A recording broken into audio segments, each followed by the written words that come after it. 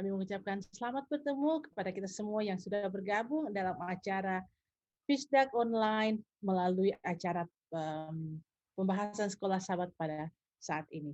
Dan pada minggu ini kita mempunyai seorang pembicara spesial, yaitu Pendeta Robert Walean, yang akan memimpin kita selama seminggu ini, mulai dari hari ini sampai hari Kamis malam waktu Amerika, New Jersey.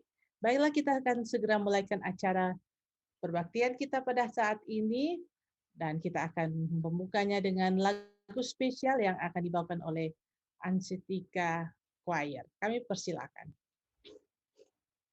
Yesus terindah, Raja alam semesta, Anak Allah dan manusia. Engkau ku sembah, Kau ku kasihi, Engkaulah Raja yang mulia. Indahlah pada, indah pula hutan, dihiasi bunga-bunga. Terlebih indah kasih-Nya Yesus yang menggembirakan jiwa. Indah terang bulan, matahari juga, indah bintang semua. Terlebih indah cahaya Yesus, lebih dari malaikatnya.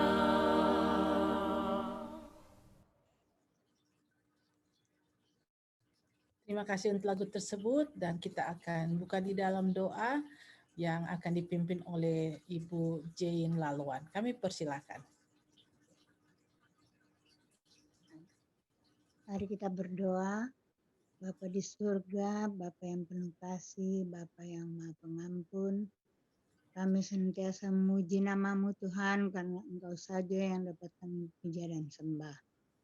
Pada saat ini lagi ya Tuhan, kami mau bersyukur, berterima kasih atas berkat pimpinan Tuhan bagi kami, sehingga pada saat ini kami dapat berkumpul, dapat bersama-sama mempelajari sekolah sahabat dimanapun kami berada dengan waktu yang berbeda-beda.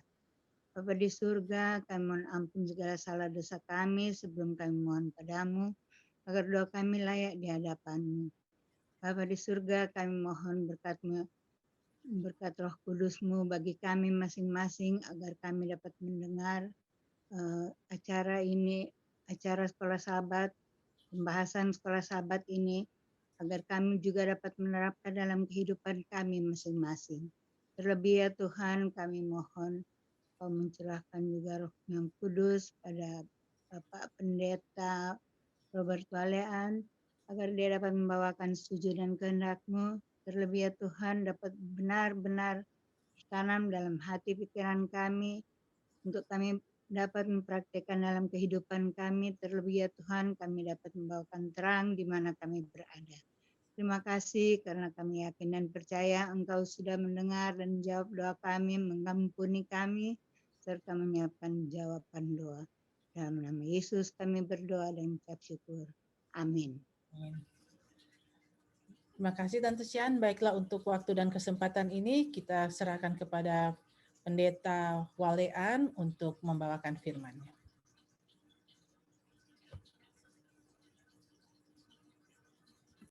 Oke, selamat malam saudara-saudara yang ada di Amerika, dan juga selamat pagi bagi saudara yang ada di Indonesia.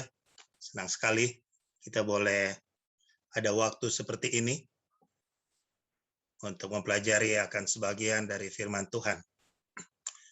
Terima kasih banyak jemaat Fisdak yang menghubungi kami untuk turut mengambil bagian dalam pelajaran sekolah Sabat hari ini dan beberapa hari ke depan. Saya tidak bisa menolak, tidak bisa tawar-menawar untuk tugas yang diberikan ini, karena saya dihubungi langsung oleh Pendeta Stephen Rantum. Sahabat saya lama, sehingga saya tidak punya alasan untuk menolak. Saudara sekalian, pada kesempatan ini kita sudah di pelajaran yang ke-12 ya. Saya tidak tahu kalau di Fisdak, tapi kalau di jemaat kami, jemaat ke-12 adalah jadwal untuk perjamuan. Jadi sahabat ini kami ada perjamuan karena sahabat ke-12. Saya akan share screen dulu.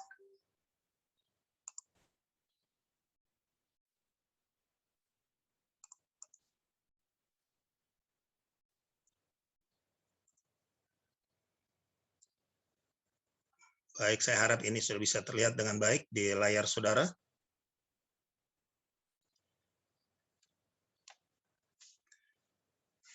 Di pelajaran ke-12 ini yang judulnya adalah Nabi yang Gelisah. Apabila di kesempatan-kesempatan yang lain kita dapat kesempatan untuk melihat suatu peristiwa yang kita diajak untuk melihat satu peristiwa dan menilai peristiwa itu lebih pada sisi-sisi intelektual, sisi-sisi IQ yang ada. Tapi dalam pelajaran ke-12 ini kita diajak untuk melihat suatu seri bagian dari kehidupan Yunus yang saya lihat lebih banyak mengarahkan kita untuk melihat sisi-sisi emosi, bagaimana pengelolaan emosional dari Yunus ini. Ya, kalau sekarang itu lebih sering disebut dengan IQ. Dan terima kasih, saya dapat informasi bahwa bagian pertama dari pelajaran sekolah Sabat ini sudah dibawakan oleh Pendeta Tulus Nainggolan. Dan pada kesempatan ini kita akan gunakan beberapa menit untuk lihat bagian hari Senin yang judulnya adalah 3 hari istirahat. Kita pahami 3 hari istirahat ini adalah berbicara waktu Yunus ada di dalam perut ikan.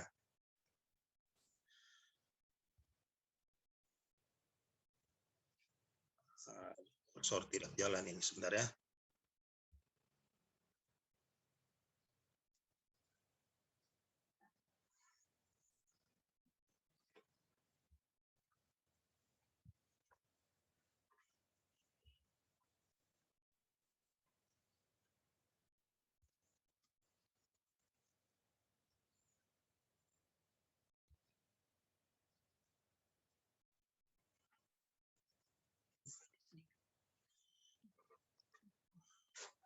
Oke, dalam pelajaran sekolah Sabat kita penuntun guru halaman 132 berbicara mengenai, dia berikan keterangan mengenai Nineve.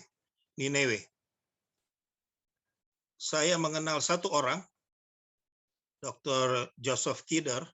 Sekarang beliau adalah salah satu tenaga pengajar di Andrews. Beliau ini adalah seorang yang datang dari Nineve, tetapi sudah warga negara Amerika. Saya tidak kenal orang lain dari wilayah ini. Jadi cuma beliau ini yang saya kenal dari wilayah Nineve sekarang ini. Sehingga saya dapat kesan Nineve ini suatu wilayah yang kecil. Tetapi pelajaran sekolah Sabat kita memberikan keterangan bahwa Nineve adalah kota besar. Ini adalah kota yang besar wilayahnya. Bahkan ada keterangan yang mengatakan bahwa kalau diambil diameter dari sisi kiri ke sisi kanan kota ini, itu 30 km. Apalagi kita pahami ini adalah kota di zaman dulu. Jadi memang ini benar-benar adalah kota yang besar. Penduduknya banyak. Tapi yang terkenal dari wilayah ini adalah pasukan Asyur adalah salah satu yang paling keji di Timur Tengah. Nineve ini ada di bawah kekuasaan Asyur, sedangkan tentara Asyur itu dikenal paling keji, kejam. Kekejaman mereka terkenal di seluruh lembah Mediterania. Jadi ini Nineve ini dikuasai oleh satu kekuatan yang kejam yang membuat wilayah ini bukan dikenal karena hal yang lain, tapi dikenal orang karena kekejamannya. Nah, dalam situasi yang seperti ini, Yunus dapat perintah, kamu pergi ke sana. Mendengar perintah yang seperti ini, sebenarnya perintahnya adalah perintah yang biasa, perintah penginjilan. Tapi karena tujuannya adalah pergi ke Nineve, yang sudah terkenal kekejaman dari penguasa yang ada di sana, dan mereka ini adalah orang-orang yang tidak sejalan dengan pekabaran firman Tuhan, sehingga diketahui, diperkirakan bahwa mereka akan memberikan respons yang tidak menyenangkan. Dan jangan lupa, yang akan memberikan respons tidak menyenangkan ini adalah orang-orang yang terkenal kekejamannya. Secara alami, wajar saja, ini membuat Yunus dipenuhi dengan kecemasan. Ya, siapalah yang tidak cemas, tidak takut dengan kondisi seperti ini. Tetapi pelajaran sekolah sahabat kita ada memberikan kata ini. Dia dipenuhi dengan kecemasan. Saya katakan tadi, kecemasan hal yang biasa jadi kepada setiap manusia. Tetapi Yunus dipenuhi dengan kecemasan. Artinya saya melihat di sini Yunus secara manusia merasakan kecemasan akan potensi bahaya dalam melaksanakan tugas ini. Tetapi Yunus bukan hanya merasakan kecemasan, tetapi dia membiarkan dirinya terus di dalam kecemasan, sehingga kecemasan itu menutupi seluruh alam pemikirannya. Saudara, kecemasan adalah suatu hal yang tidak ada ya di Amerika. Enggak pernah saudara-saudara rasakan cemas ya? Santai saja semuanya mungkin ya.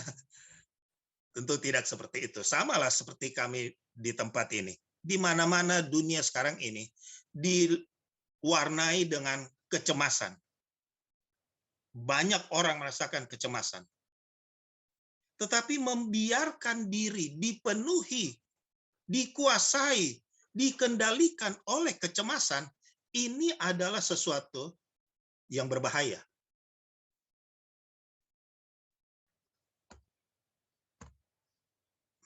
Di dalam Amsal Pasal 13 ayatnya yang ke-30, di sana dituliskan hati yang tenang menyegarkan tubuh. Artinya hati yang tenang memberikan dampak yang positif. Sebaliknya, kalau kita membiarkan kita dikuasai oleh kecemasan, maka hal yang negatiflah yang akan kita dapatkan.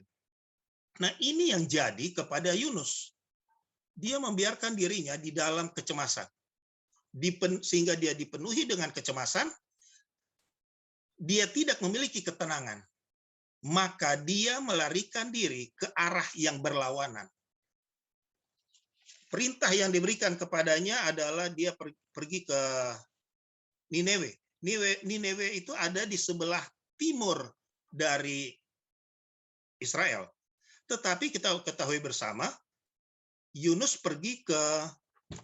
bertujuan pergi ke tempat yang lain, yang lokasinya ada di sebelah barat dari Israel. Artinya dia mengambil arah yang berbeda 180 derajat. Kenapa? Karena dia tidak tenang. Inilah produk dari cara berpikir yang tidak tenang. Kenapa dia tidak tenang? Karena dia membiarkan dirinya terus di dalam kecemasan. Sekali lagi, kita semua bisa merasakan kecemasan. Tetapi untuk dipenuhi dengan kecemasan atau tidak dipenuhi dengan kecemasan, itu hal yang berbeda. Kemudian, dalam pelajaran sekolah sahabat kita yang hari ini, ada dikatakan di sana di bagian atas, di bagian awal, larinya Yunus yang harusnya ke Nineve, dia justru mau menuju Tarsis.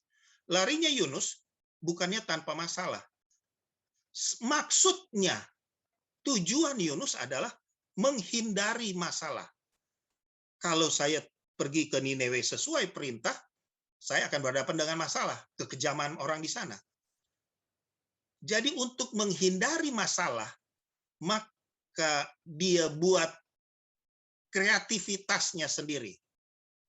Dia coba membuat pertimbangan. Lebih baik daripada saya ke Nineve, lebih baik saya pergi ke Tarsis. Dengan harapan di sana aman.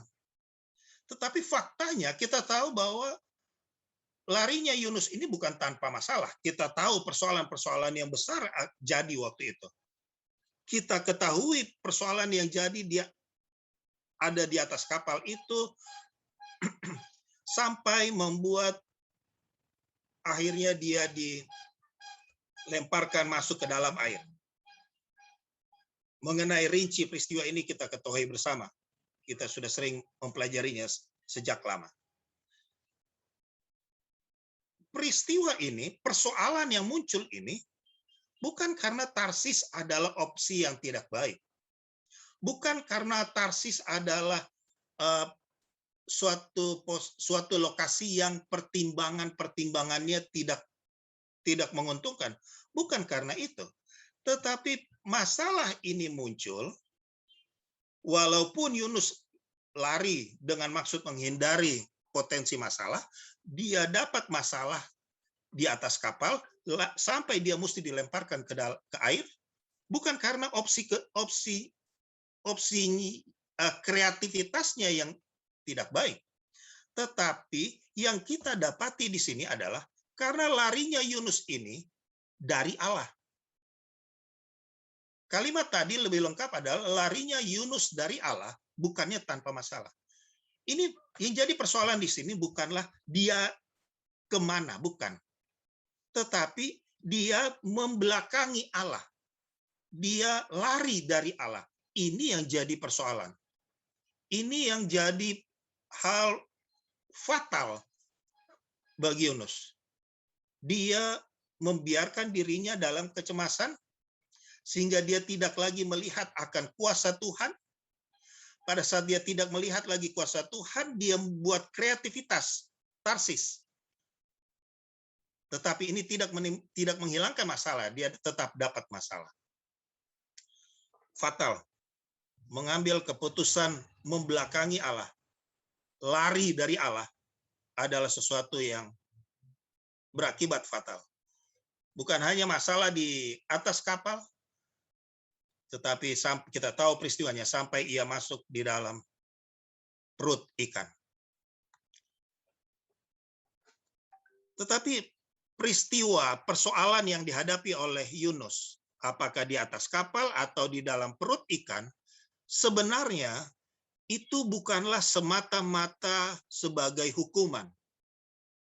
Tetapi ini juga kita lihat sebagai cara Allah terus menjangkau dia. Memang kita berpikir sepertinya lebih sedap dijangkau dengan cara-cara yang lain lah.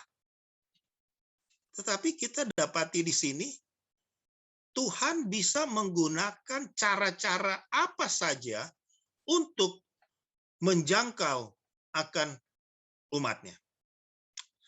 Hanya ketika Yunus mendapati dirinya di dalam 3 hari istirahat, yang mana istirahat ini secara paksa, di perut ikan besar itu, dia menyadari betapa sangat tergantungnya dia pada Tuhan. Jadi waktu di atas kapal, dia tahu dia bergantung kepada Tuhan. Tetapi kesadaran ini tidak muncul karena dia membiarkan terus pikirannya dalam kecemasan. Tetapi pada saat ia ada di dalam air, pada saat ia ada di dalam perut ikan, pada saat ada shock yang besar seperti ini, disinilah dia berpikir yang lain. Kesadaran bahwa saya memang ini sangat bergantung kepada Tuhan. Saudara sekalian,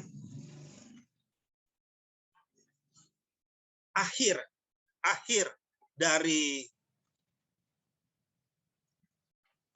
dari drama, akhir dari hal yang dramatis ini di dalam perut ikan, memang Tuhan gunakan untuk hal yang baik.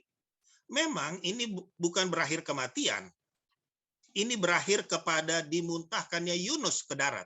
Sebagaimana dalam Yunus 2 ayat 10 katakan, lalu berfirmanlah Tuhan kepada ikan itu, dan ikan itu pun memuntahkan Yunus ke darat. Kita melihat di sini bahwa bukan hanya Tuhan menggunakan hal yang terlihat sebagai hukuman, tetapi Tuhan juga mengatur sedemikian rupa bahwa ini membawa kebaikan kepada Yunus. Dia diselamatkan. Secara fisik dia itu diselamatkan. Tiba di darat. Tapi ada hal yang menarik di sini. Peristiwa dia diselamatkan, di mana Tuhan menggunakan ikan besar ini, di mana dia harus ada pengalaman 3 hari dalam perut ikan ini. Kapan itu jadi? Kapan itu terlaksana? Itu jadi pada waktu Yunus 2 ayat 1 katakan, berdoalah Yunus kepada Tuhan Allahnya dari dalam perut ikan itu. Jadi pertolongan Tuhan kepada Yunus, memang Tuhan sudah merencanakan pertolongan sebelumnya. Tetapi pertolongan Tuhan itu terwujudkan pada saat setelah Fatsal 2 ayat 1 katakan, berdoalah Yunus. Yunus benar bukanlah orang yang sempurna. Yunus benar bukanlah orang yang tak bercacat. Yunus punya kekurangan. Yunus pernah membiarkan dirinya di dalam kecemasan. Yunus pernah membiarkan dirinya dalam kecemasan sampai ia mengambil keputusan yang bertolak belakang dengan Tuhan. Tetapi pada saat Tuhan menjangkaunya untuk kali berikut, katakanlah ini second chance, Yunus tidak, istilahnya dia tidak batono, tidak bertahan di dalam kesalahannya. Tetapi dia menyambut akan panggilan Tuhan ini. Dengan cara apa? Dia berdoa. Apakah dia masih aman di atas Israel dulu? Masih di wilayah Israel dulu? Atau dia ada di dalam perut ikan seperti ini? Itu tidak menghalangi dia untuk berdoa. Nah, pengalaman berdoa dari Yunus ini juga menarik untuk kita perhatikan. Saya ingin bacakan doanya. Dalam kesusahanku, aku berseru kepada Tuhan. Dan ia menjawab aku dari tengah-tengah orang mati. Dari tengah-tengah dunia orang mati. Aku berteriak dan kau dengarkan suaraku. Telah kau lemparkan aku ke tempat yang dalam, ke pusat lautan. Lalu aku terrangkum oleh arus air. Segala gelora dan gelombangmu melingkupi aku. Sampai di sini kita sudah melihat bagaimana dia mengungkapkan akan ketidakberdayaannya. Ketidakmampuannya. Kemudian, dan aku berkata, telah terusir aku di hadapan matamu. Mungkinkah aku memandang langit bait-Mu yang kudus? Segala air telah mengepung aku, mengancam nyawaku. Samudra raya merangkum aku. Lumut lautan membelit kepalaku di dasar gunung-gunung. Ini mulai menggambarkan akan kondisi fisiknya yang tidak berdaya di dalam perut ikan ini. Kemudian dia lanjutkan doanya. Aku tenggelam di dasar bumi. Pintunya terpalang di belakangku untuk selama-lamanya. Ketika itulah Engkau naikkan nyawaku dari dalam liang kubur. Ya Tuhan Allahku. Padahal Tuhan sudah tolong waktu itu. Belum. Tuhan belum berikan pertolongan. Dia belum merasakan pertolongan Tuhan untuk keluar dari perut ikan.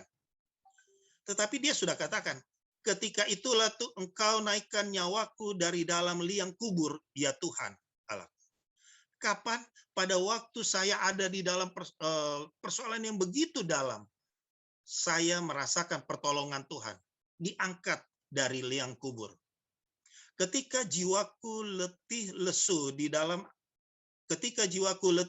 dalam aku, teringatlah aku kepada Tuhan, dan sampailah doaku kepadamu ke dalam bait-Mu yang kudus. Mereka yang berpegang teguh pada berhala kesia-siaan, merekalah yang meninggalkan Dia, yang mengasihi mereka dengan setia. Tetapi aku dengan ucapan syukur akan kupersembahkan korban kepadamu. Apa yang kunasarkan akan kubayar. Keselamatan adalah dari Tuhan. Tadi kita melihat akan bagian awal dari Yunus 2 ayat 2 sampai 9 ini menunjukkan bahwa Yunus bukan seorang yang sempurna, tapi pada saat ia dapat persoalan yang mana itu merupakan cara jangkauan, wujud jangkauan Tuhan kepadanya kembali, ia tidak mengabaikan, tidak menyia-nyiakan kesempatan yang kedua ini. Dia berdoa. Kesempatan berdoa adalah suatu kesempatan yang berharga. Artinya dia masih hidup. Jadi Yunus bisa berdoa di situ, artinya ini adalah kesempatan yang berharga. Kenapa? Itu menunjukkan dia masih hidup. Saudara, ini juga jadi pelajaran buat kita. Sampai di mana kita memanfaatkan kesempatan-kesempatan untuk berdoa. Nah, persoalan. Kita dalam kondisi di dalam perut ikan atau dalam kondisi di Israel, tetapi kesempatan berdoa adalah kesempatan yang berharga. Dan doa yang dilayangkan oleh Yunus ini adalah suatu doa yang menyatakan akan ketidakberdayaannya, sadar bahwa dirinya tidak mampu, tetapi juga diakhiri dengan suatu iman yang besar. Di bagian akhir dikatakan, dengan ucapan syukur akan kupersembahkan. Jadi nanti waktu saya keluar dari perut ikan ini, saya akan buat korban kepadamu. Apa yang kunasarkan akan kubayar. Keselamatan adalah dari Tuhan. Artinya dia belum dimuntahkan keluar waktu itu, tetapi doanya adalah suatu bentuk ungkapan iman bahwa bilang, saya yakin Tuhan mau tolong. Berapa kali kita berdoa, ucapkan doa kita, amin. Setelah amin, angkat kepala kemari. Tapi bagaimana ya?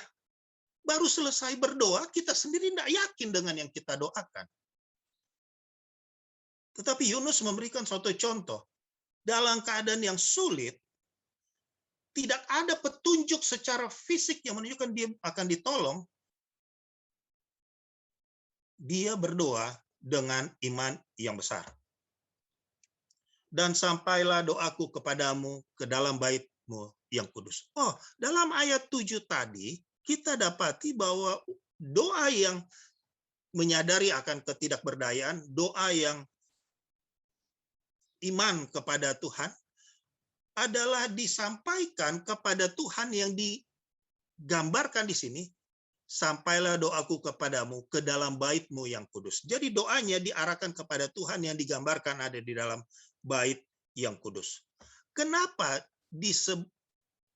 Yunus menyebutkan bahwa Tuhan ada di dalam bait yang kudus?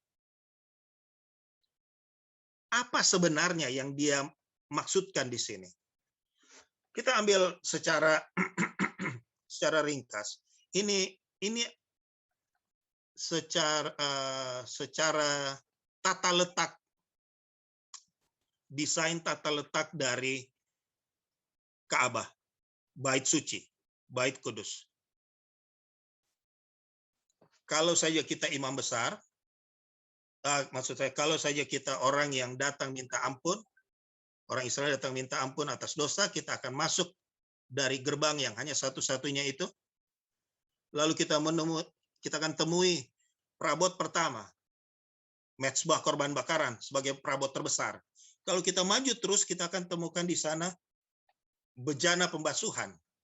Kalau kita imam, lalu kita masuk ke di dalam bilik yang suci, sebelah kiri ada 7 kaki dian, sebelah kanan ada meja roti sajian, di depan ada mezbah ukupan. Dan kalau kita imam besar, kita masuk lagi ke dalam, kita akan dapati di dalam bilik yang Maha Kudus ada tabut perjanjian.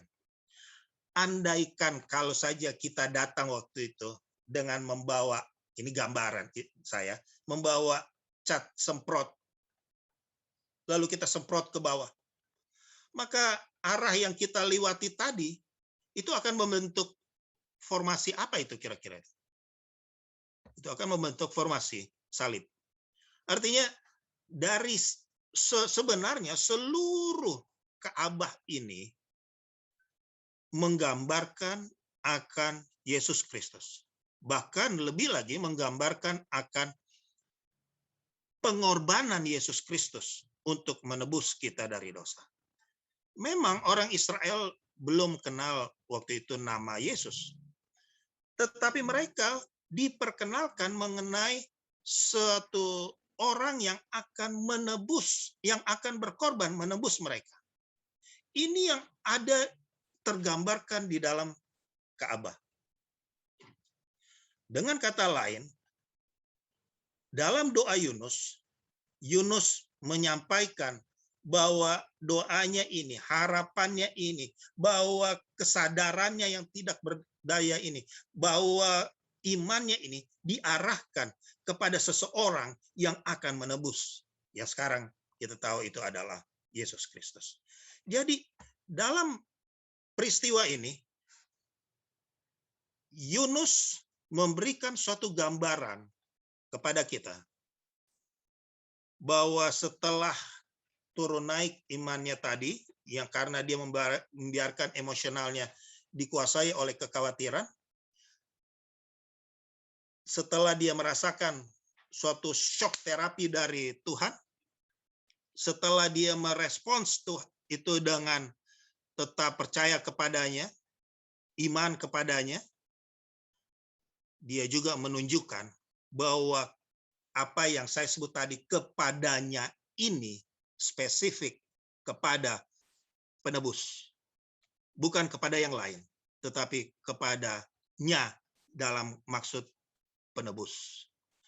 Sekarang dia melakukan tugasnya dan menuruti perintah Allah yang akhirnya menuju Nineve. Tidak ada keraguan iman. Sementara dia menuju ke kota yang sangat jahat yang warganya mungkin tidak suka nabi asing ini memberitahu mereka betapa jahatnya mereka. Ini perubahan yang jadi.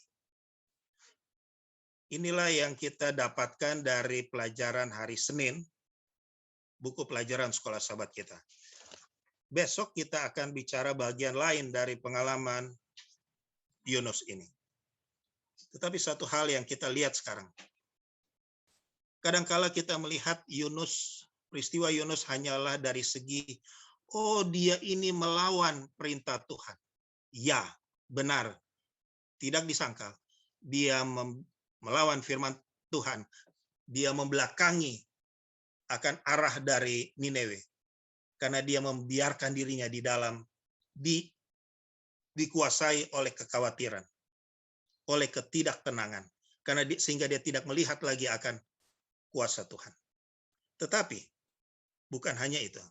Yang baru saja kita lihat tadi adalah bagaimana Yunus tidak menyia-nyiakan kesempatan kedua yang ia terima, dan ia tetap memiliki iman yang besar dan hanya kepada penebus saja. Saya pikir itu yang kita bisa dapatkan dari pelajaran hari ini, hari Senin.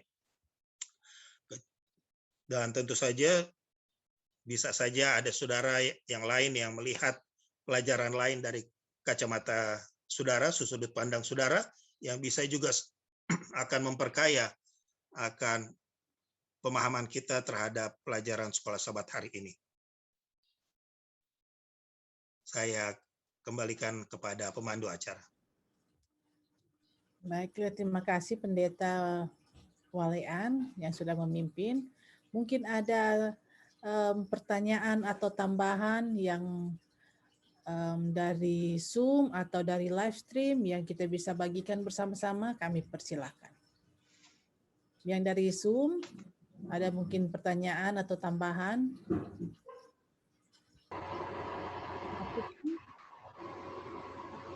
Tambahan atau pertanyaan?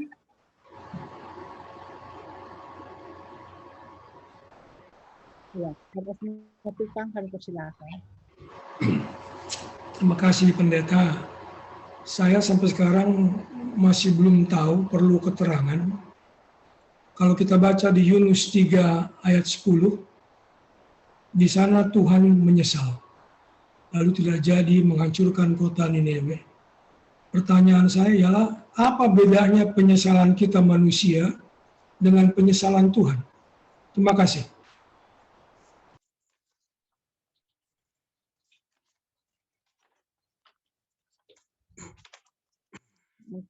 Ya, mungkin Pendeta bisa memberikan jawaban. Baik, saya sangat hargai ini. Sebenarnya senior kami hanya ingin mengajak kita memperhatikan saja bagian itu.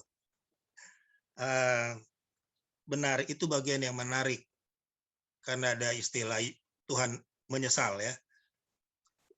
Dan itu adalah terjadi pada saat si Yunus ini sudah melaksanakan tugasnya di Nineve. Artinya itu akan kita lihat beberapa keterangan sehubungan dengan menyesal ini pada pelajaran hari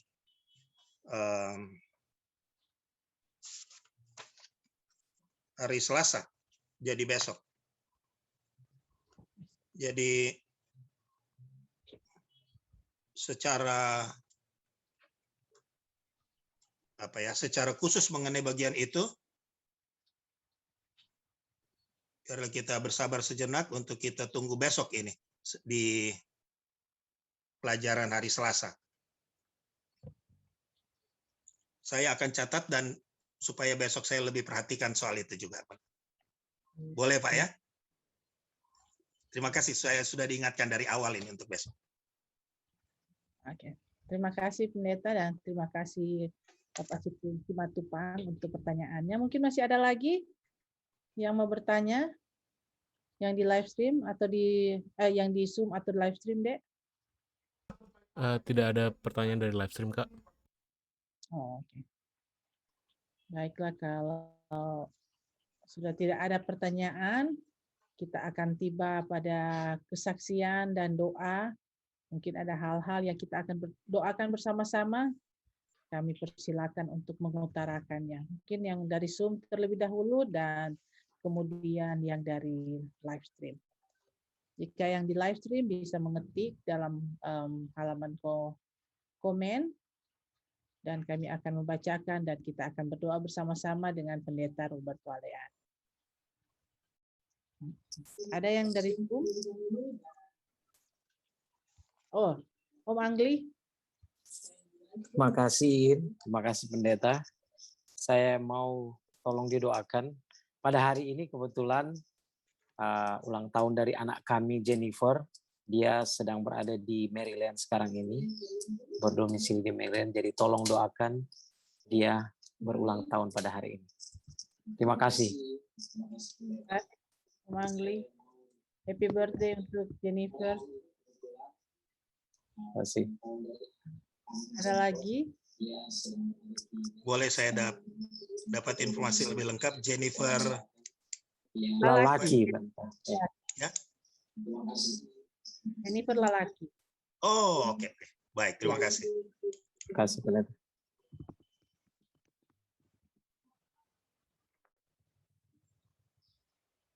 Ada lagi?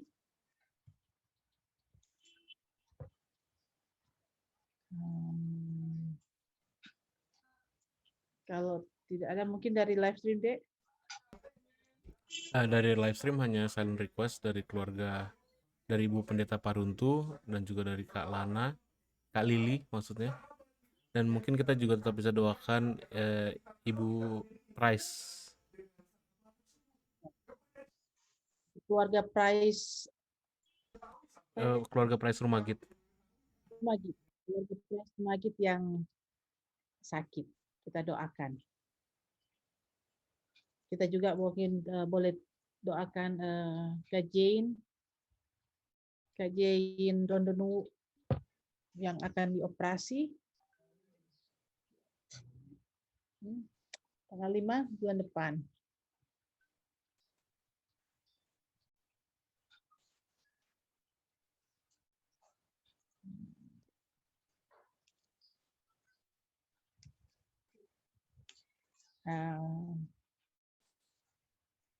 Mungkin kita juga doakan Pendeta Rantung yang memimpin akan kebaktian rohani di Rumah Sakit Advent Bandung.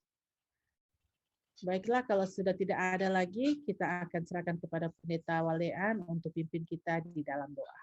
Kami persilakan. Baik, sahabat-sahabat sekalian. Tadi di awal saya tidak langsung memperhatikan siapa saudara lelaki. Seingat saya waktu lalu saudara ada panggil makan di restoran, tapi sekarang saya lupa tadi. Baik, mari kita tunduk kepala, kita berdoa. Tuhan Allah, Bapa kami yang bersemayam di dalam kemuliaan surga. Kami datang kepadamu Tuhan, kami datang kepadamu Bapa, dengan ungkapan syukur, terima kasih. Karena dalam berbagai kesibukan, dalam berbagai kendala yang ada, dalam berbagai pergumulan yang ada, Tuhan memberikan kesempatan kepada kami untuk berkumpul melalui aplikasi Zoom ini. Setelah mempelajari sedikit dari firman Tuhan, kini kami dapat kesempatan untuk berdoa kepadamu. Oh Bapa dalam kerajaan surga, suatu kesempatan yang berharga hamba boleh dapatkan sekarang, bersama-sama dengan umat-umat Tuhan, secara khusus istimewa umat-umat Tuhan di Jemaat Fisdak, yang mana dalam keseharian mereka mengutamakan untuk mempelajari firman Tuhan. Ya Bapa, biarlah apa yang kami pelajari tadi dari pengalaman Yunus, kami boleh mengambil manfaat, kami boleh mengambil contoh untuk menghargai akan kesempatan-kesempatan berdoa. Untuk menghargai kesempatan di mana Tuhan datang kembali menjangkau kami. Tetapi ya Tuhan, dengan tidak menunggu akan waktu di mana kami ada di dalam perut ikan, kami mau datang kepadamu Tuhan mengakui akan ketidakberdayaan kami. Kami mau datang kepadamu Tuhan dengan juga mengakui berbagai keterbatasan kami. Tolonglah kami ya Bapa, tumbuhkan iman pada kami, agar kami boleh yakin penuh bahwa di hadapan, di belakang dari persoalan yang kami hadapi sekarang, Tuhan menyediakan jalan keluar. Tuhan menyediakan pertolongan Tuhan yang nyata. Dan Tuhan sanggup, Tuhan mau menolong kami. Jadikan kami ya Tuhan, bukan hanya sekedar anak-anak-Mu yang tertolong dalam kondisi kami. Biarlah Tuhan juga jadikan kami sebagai anak-anak-Mu yang juga menyebarkan pertolongan-pertolongan kepada orang lain. Sebagaimana Yunus, Tuhan gunakan, walaupun ia sudah pernah melakukan hal yang tidak tepat di mata Tuhan, membelakangi Nineve, tetapi Tuhan juga tetap gunakan dia. Hal yang sama gunakanlah kami Tuhan. Apakah Tuhan gunakan kami di gereja dalam pelayanan-pelayanan? Atau Tuhan gunakan kami di tempat kerja kami memberikan dampak pengaruh yang rohani kepada orang lain? Apakah Tuhan gunakan kami di keluarga kami, memberikan keteladanan kepada keluarga kami, anak-anak kami, mengenai suatu kehidupan yang percaya sungguh kepadamu? Oh Bapa dalam kerajaan surga, hamba mendengar beberapa di antara kami ada yang sangat membutuhkan dan mereka sangat bergantung kepadamu untuk kesembuhan, proses kesembuhan mereka. Tadi tersampaikan Ibu Price Rumagit yang dalam keadaan sakit. Hal yang sama Ibu Jane Rondonuwu yang menghadapi jadwal operasi beberapa waktu ke depan. Hamba sendiri tidak tahu ya Tuhan mengenai rinci dari kondisi kesehatan mereka. Tetapi satu hal yang hamba tahu, satu hal yang hamba lihat, bahwa mereka ini percaya kepadamu, sehingga keluarga mereka juga menyampaikan permintaan untuk didoakan. Oh Bapa, gunakanlah semua yang ada di sekitar mereka. Gunakanlah kemampuan dokter, gunakanlah keterampilan perawat, gunakanlah semua fasilitas medis yang ada.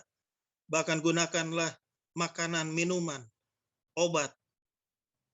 Gunakanlah pula kasih sayang keluarga untuk menjadi alat Tuhan mempercepat proses kesembuhan dari anak-anak-Mu ini. Dan pada saat mereka sembuh, mereka akan menghidupkan suatu kehidupan yang percaya sungguh bahwa Tuhan itu baik adanya. Kami juga mau berdoa kepadamu untuk saudari Jennifer yang berada di Maryland, Jennifer Lalaki. Oh Bapa dalam kerajaan surga, dalam hari ulang tahunnya saat ini, tentulah ia datang secara pribadi bersyukur kepadamu. Dalam suasana syukur ini ya Bapa, hamba mau menopang akan doanya. Biarlah Tuhan terus tuntun dia dalam setiap keputusan-keputusannya. Biarlah Tuhan terus terangi akan jalan-jalannya di depan, agar ia akan menapaki hidupnya sesuai seturut dengan maksud-maksud Tuhan saja. Untuk seluruh anggota jemaat Fisdak ini ya Bapa, hamba berdoa kiranya bukan hanya mereka terlindung dengan alat-alat pelindung diri, bukan hanya mereka terlindung dengan kebiasaan-kebiasaan baru, terutama sehubungan dengan COVID-19 ini, tapi biarlah mereka juga terlindung dengan kasih sayang Tuhan. Sehingga seluruh anggota jemaat ini tidak terhalang untuk terus berbakti kepadamu, untuk terus Engkau gunakan jadi berkat bagi orang lain. Di saat yang sama ya Bapa, sementara kami berdoa ini, pendeta jemaat kami, pendeta Dr. Stephen Rantong, sementara mengadakan pelayanan pekan doa di Rumah Sakit Advent Bandung. Oh Bapa dalam kerajaan surga, sebagaimana Tuhan sudah gunakan beliau untuk jadi berkat bagi jemaat Fisdak, biarlah Tuhan gunakan dengan cara yang istimewa, jadikan dia berkat bagi Rumah Sakit Advent Bandung.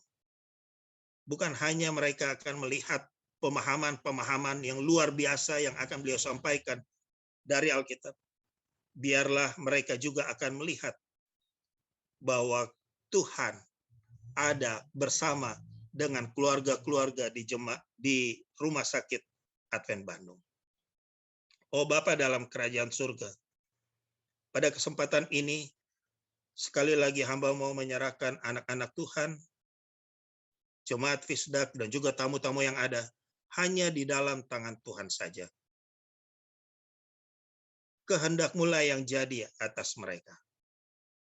Doa ini hanyalah doa yang sederhana, tetapi hamba doakan dengan penuh kesungguhan, hanya di dalam nama anak-Mu Yesus Kristus, yang adalah Tuhan dan Juru Selamat kami.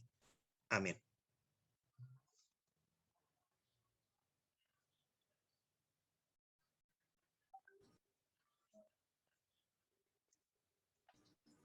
Terima kasih untuk doanya. Baiklah, rangkaian acara kita pada malam hari ini sudah selesai. Sampai kita bertemu pada besok malam dalam pembahasan yang lebih menarik dan akan dibawakan oleh Pendeta Robert Walean. Terima kasih sudah bersama-sama dengan kami Jemaat Fisdak. Tuhan memberkati kita dimanapun kita berada.